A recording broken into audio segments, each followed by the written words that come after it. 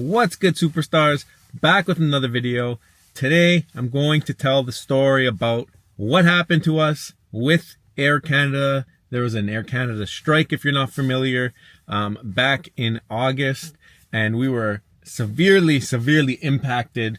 Again, having two young kids and being out of the country, something that we did not expect. So I'm going to go all into the details about that. Trying to film a little bit more consistently here. When we get a minute, we're in the car today. We got kids at some events, so we're going to take advantage of the downtime while we wait for them to be finished. But anyway, I'm going to get into the story about what happened to us, because Air Canada was supposed to fly us home from our destination, and things didn't go really exactly according to plan. So back in August, we went to Orlando. We went to see Mickey Mouse. We went to his house. Went to see all the princesses. Jada, Kaya were loving it. They're loving every minute of it, and it was great. It was great. Then, like about 2 days into the trip, we realized and start listening to the news, getting notifications that Air Canada and the flight attendants are having some disagreements. It was actually kind of leading up to the trip that we heard the first rumblings about it, but then it started to get really serious when we were about to leave. And then I think a couple days into the trip, the flight attendants, they go on strike. And obviously, without the flight attendants, there cannot be any flights because they're very imperative to the entire process, safety and all that, work stoppage. And we're in another country. We're in the United States. We're from Canada. So a little bit scary, a little bit not knowing what's happening, where you're going, and you only have a place to stay for a finite amount of time. That was the part that was a little bit scary. Anyways, we tried not to think about it. We said maybe they'll sort it out. I mean, Air Canada's bleeding money at this point. It's a lot of expenses going down the drain every time they cancel a flight. And I think by the time they actually went on strike, might have been like 5 days before the end of our trip. So something like that. I don't know the exact timeline anymore, but yeah, it was something that was unexpected and pretty much, I don't know if it's been seen before, this type of strike. And I'll get to that in just a minute. So anyways, we're enjoying our vacation. So you know what, we're not going to look at this. We're hearing rumblings. Air Canada will reach out to you and they'll rebook you on a flight from a different carrier. They're going to give you a flight from a different carrier. Don't worry about it. Everything will be fine. So we said, okay, fine. We're going to wait it out. On the last day, if they do cancel our flight, they're just going to send us with WestJet, or they're going to send us with like American Airlines or somebody else. And they're going to take care of us because we pay for our ticket through them. So like they got to take care of us. They can't just leave us here, right? Can't just leave us here, right? Right? We get down to it, and like 2 days before our flights are getting canceled. I think actually, no, it was like 2-3 days before, because flights started to get canceled. And before they did this, I was looking at flights online. So I was looking at like WestJet alternate ways to get home, and they were more expensive. Like typically, like to go from Orlando to Toronto is usually like $150 or something, $200 maybe max. And I was seeing flights around $500. So I was like, okay, that's not that bad. If I really have to get home in a pinch, we can do it. We can figure it out. And then maybe go for a refund or try and figure it out after the fact through insurance. But we said, you know what? No, they're going to rebook us on a flight. We don't have to pay for it, because what would happen? We buy a flight and then they give us an option to fly back a different way. Then we would have been on the hook for the extra flights. So say, no, let's just hang out. We're having a good time. It's fun. Not too worried about it. Days come closer. We're now on like the second last day of our trip, or the last day of our trip. And I'm checking the flights, and the flights are like $1,000, $2,000 to get back to Toronto. Everyone's buying all the flights up. Even if you wanted a connecting flight, bought up. Everything was crazy. You couldn't even fly to New York and drive across the border. You couldn't even, like, we were thinking, let's fly to Buffalo and we can drive across the border and then get into Toronto and that'll be fine. That wasn't even the case, because flights to Buffalo were becoming expensive. So I said, let's drive back. Back in the day with the family, we used to drive down to Florida all the time.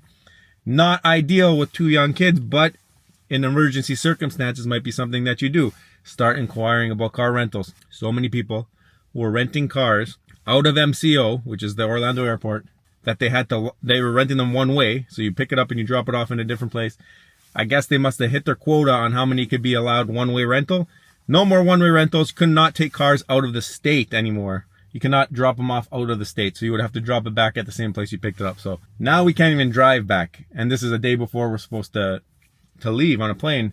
Flight was not canceled, by the way. Flight was at night, the day we're supposed to leave. Flight did not get canceled. So this is the day before. Now we're back onto the day we're supposed to leave. We're like, okay, we're hearing rumblings, they're talking, and the government is saying, you can't even be on strike. It's illegal to be on strike. Get back to work. This is like the day before we're supposed to leave. This is how crazy it is. So we're like, okay, they're going to go back to work. The government told them they got to go back. No big deal. We're going to get on our flight because, I mean, they're telling them the government. You can't go against the government. They went against the government. They said, we're not going back. I don't care. We will strike in illegal motion. We don't care. The flight attendants stayed on strike. They stuck to their guns. Okay, they stuck to their guns. But it did not help us. And nobody was helping us. Nobody reached out to us. We were getting messages that we should rebook our flight for a future date, like 10, 12 days in advance, like in the future or something like that. And I'm like, I can't stay here for another 2 weeks. We got jobs. We're on vacation time. Like, you can't just stay in another country for an extra 2-3 weeks and take another flight home and reschedule. And I didn't reschedule. I said, no, I'm staying like this. They're going to reach out to me if they do cancel the flight, and they're going to give me a new flight. They end up canceling the flight at 10 o'clock in the morning, the day we're supposed to leave. So giving you absolutely no time to figure out your plans. It was actually crazy. Insanity. Like, you think, okay, you know this is going on. Maybe do a temporary even cancellation. Say, listen, if it's not back, you're canceled and this is like your next flight, and have something booked ahead of time where it's like, hey, you guys can, this is the next option that you have. Or start calling around to these people, because you had thousands, tens of thousands, maybe even 100,000 people stuck in their destination. I know people who are stuck in Europe and they couldn't get back to Canada. So just absolutely scary, scary stuff. Luckily, we're connected by land, so we could somehow figure it out, maybe by a bus or a train if we had to get down to the nitty gritty. But we said, listen, it got canceled. Let's take the day. Let's figure it out. We extended our trip in Disney. We stayed in Disney one more night, and then we were going to figure it out from there. Actually, we ended up the same day our flight got canceled, they opened up one-way car rentals. So what we were going to do the next day, so we were going to stay in Disney one more night. We had a shuttle that would bring us back to the airport, which was booked. We postponed that one day. So we get on the shuttle the next day, going to the airport. We're going to pick up a car, drive back to Toronto. 24-hour drive. We're going to do it. I said, 2 kids screaming and yelling. Even if it takes us 2 days, 48 hours, and we got to stop 5 times, we're going to get there. And even if I have to bring the car back into the United States after I drop them off in Toronto, we're going to do that. We're going to do whatever it takes to get home. All right. We get to the airport and I say, you know what? We're about to pick up the car that I had on rental, which is a great thing about car rental. If you don't pick up the car, you cancel it, you don't get charged. That's very good. I love that about car rentals. But anyways, get to the airport, get the kids and the wife situated. We're all sitting down in this bench right beside the car rental place. I say, let me go check the Air Canada booth and let's just see if anybody's even there, because still illegally striking on the news, the flight attendants, but I said, worth a shot. I go up the escalator, I get to the Air Canada booth, and there's 3 employees standing at the checkout. And I think that same day they came to a resolution. I don't know if it was before or after that we went to the airport, but same day Air Canada came to a resolution. And anyways, we're talking to the guys from Air Canada and they said, yeah, you know what's going on. They're on strike. Your flight today is not happening. It's canceled. Gave us some vouchers to eat at the airport. Very nice. I think it was like something ridiculous too. It was like $90 US to spend on meals at the airport. I mean, we bought like McDonald's and Starbucks and we had like $60 left to spend. So we just kept buying things from the shelf at Starbucks just to fill up the tab, get our money's worth. I think we bought a bunch of water and other things, because we didn't even have a hotel after this. We had no clue what's happening. So I'm talking to the guy there, and he says, you know what? Let me check something. Goes in the computer. It's like, so if you want to fly out from MCO, you got to wait like a week. I'm not waiting a week, man. I'm not staying here another week. It's expensive to stay in Orlando, especially near Disney. We can't be doing this, and I can't be away from work for that long. So we end up staying, talking. He looks, okay, let me look at one more option. Let me check Jacksonville. I'm like, Jacksonville. I'm not even think about that. But anyway, there's an international airport in Jacksonville, and they found a flight for us 3 or 4 days away, which was not a week, but about halfway there from what they had for us in Orlando. So we took the flight, I booked it, and it was in there. So it wasn't showing up on the phone though. It was really weird, really sketchy. But he said, you know what? We go to Jacksonville, we stay a couple days, and then we're going to fly back, and we're going to be back in the same amount of time probably it would take us to drive with 2 young kids. So book the flight, now we have to rent a different car, because we had the car rented from MCO to drop off in Buffalo, I think, or something like that.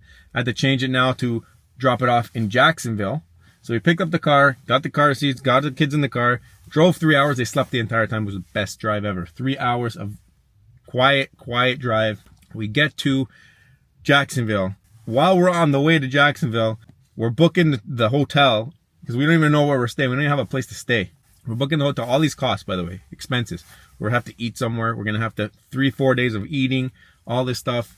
So that's what we do. We find a hotel. We get to Jacksonville. Ends up being a great time. A beautiful place. Jacksonville was beautiful. Would have never stayed there had this not happened. But great shopping center that they had there. The great beach, quiet beach.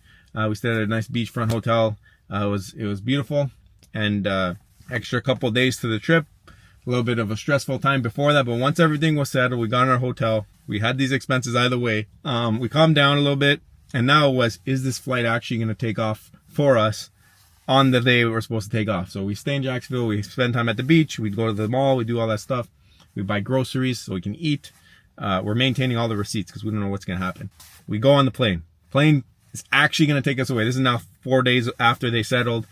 Things got ironed out. We had our own flight. Ended up working out. We actually had a little bit of over package because we thought we were driving, so we had to overpack a little bit. We had to get rid of some things so we can get on the plane. Get on the plane, fly back. We get home. Now we have this accumulation of bills, and I'm like, what do I do from here? And I remember when I went to rebook for Jacksonville, he gave me a pamphlet telling me about all the details. I opened the pamphlet. Inside, there's a claims code. So, first of all, Air Canada website, Air Canada correspondence, you call the phone when you're trying to figure out what's happening when they're on strike. They don't tell you anything. It's automated, obviously, and they tell you, do not go to the airport. Your flight is canceled. Do not go to the airport. If I didn't go to the airport, I would not have gotten a flight back from Jacksonville. I didn't even know about the option, and they were still technically on strike, so it was like impossible to find any flights online. If I didn't go to the airport, I would have been driving back. If I didn't go up the escalator to check if anybody was there, I would have been driving back. It would have been a disaster. But regardless, we ended up getting home, and I had this huge bill. It was like, when it came down to the hotel for an extra 4 nights, the food, the extra car rental, there were so many things that we had to do because of this. Just added up, it was like $3,000, $3,500 or something like that of extra money that we didn't really need to spend. But I find a pamphlet. It says there's a claims website. You go there, you enter your claims for anything related to the strike, and you pray to God, or you hope that something happens where you're going to get your money back. Ended up going through the process. You have to upload your receipts. Kind of didn't like it too much that you didn't get to actually talk to anybody, because there was other things, like we booked our flight, we paid in advance for seat selection, but our seat selection fee was never refunded. So when you submit your claims, they give you an email saying you submitted your claims, reply here if you have any other questions. I replied to that and I said, listen, I paid for my seat selection. I'd also like that money back. No reply from anybody ever. A couple weeks go by and they're like, listen, we're still looking at all these cases. We haven't forgot about you. We're going to get back to you. Another couple weeks go by. I get a same email. We're still looking at it. We're going to get back to you. Don't worry about it. Couple weeks go by. I get an email saying, listen, we're going to refund you this much money. 95% of my expenses, I think maybe all of my expenses were in US dollars. They gave me the number in Canadian dollars. I have no idea what's included in it. It didn't say a checklist of what was approved, what wasn't approved. I don't know if I got back my seat selection fee. All I know is that they're going to cover me for an amount that seems close to what I claimed and hopefully has the seat selection fee in it. Maybe it doesn't, but at this time, I'm just happy to get anything back. They say, listen, we're going to get back to you within 7 days. This is last week. Any day now, I should be getting an email with a link or an e-transfer. We call it in Canada e-transfer. They send the money through the email, and I should be getting the money back in my account. Overall, my review of this whole thing is, could have been way better customer service considering that you got people stranded in other countries. I think people who are overseas or in a different country should have maybe been prioritized to get them back. I know that there was flights canceled from Canada outward. I think you got to focus on the flights inward, so that's probably 50% of your flights. And then maybe the ones that are outside of Canada coming into Canada, and the further away, maybe the more priority, get them back on Canadian soil. But at the end of the day, it worked out. Everything got covered. Didn't have to go through insurance. But I haven't gotten the pay yet. So like, we're going to pump the brakes until I see that email. I do have faith it's going to come because every time they said that they were going to check back, they did check back. I've heard other stories of people having flights canceled in the past due to other reasons. and they've been reimbursed. So Air Canada, biggest airline in Canada. I think that they're going to take care of us. Just a little bit of a hectic situation, especially that there was nowhere to get in contact with anybody directly to get details out. There's nothing where I can talk to somebody about details unless I did go to the airport. And when I did go to the airport, that's when I got all my answers. I got my pamphlet. I got my flight rebooked. So if you ever get in the situation where you get your flight canceled and they tell you don't go to the airport, maybe if you got no other place to go, maybe you should go to the airport, see if there's an employee there that can help you, because they know more than we know, and sometimes they know more than what the website will tell you. There's obviously hundreds of thousands of people, whatever, trying to figure this out and calling Air Canada. Obviously not going to be able to answer everybody.